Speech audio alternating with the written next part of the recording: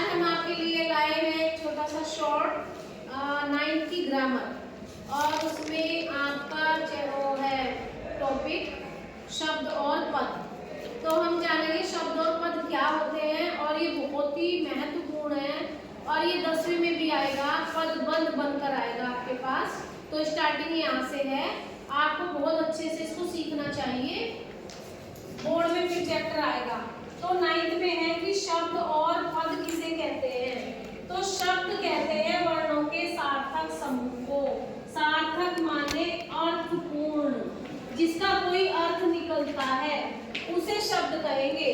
जैसे हमने यहाँ लिखा रेखा, तो हम जानते हैं कि रेखा किसी लड़की का नाम होता है या रेखा लाइन को भी कहते हैं, हिंदी में ऐसे लाइन खींचते तो उसको रेखा कहते हैं।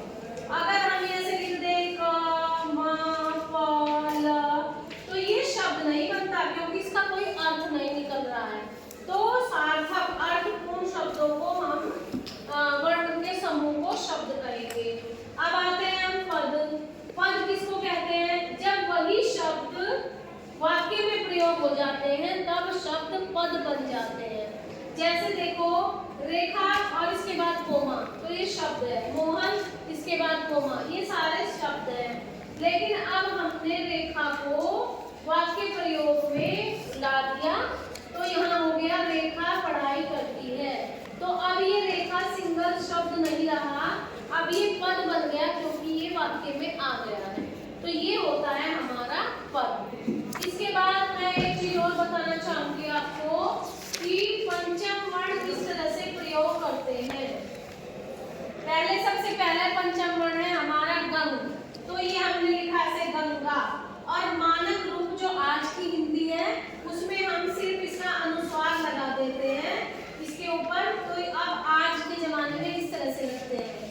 फिर है पंच, दूसरा हमारा पंचम वर्ण है या, और यहाँ पे हमने इस पे अंक की बिंदी लगा दी। अब मानक रूप ये है।